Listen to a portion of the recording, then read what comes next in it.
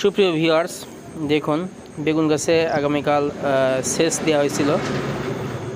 গাছে একটু সুন্দর ফুল ফুটেছে, জালি আছে, কিন্তু সমস্যা একটা আছে। দেখুন কি সুন্দর জালি, দেখুন দেখেন বেগুন ধরে রয়েছে, অনেক সুন্দর।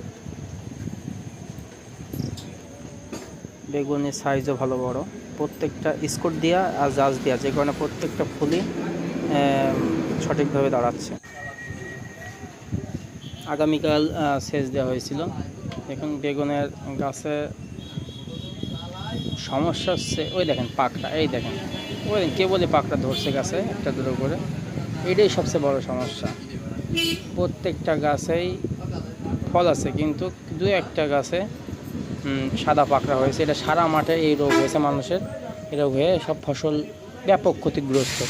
আমার ছিল না, কিন্তু ইদানিং বেশ কয়েকটা গাছে বেশ ভালোই গাছে আছে। দেখুন এই দেখেন প্রত্যেকটা গাছে স্কোর দেওয়া, যে কারণে জালি আছে, জালি একটাও ঝরে যায়নি।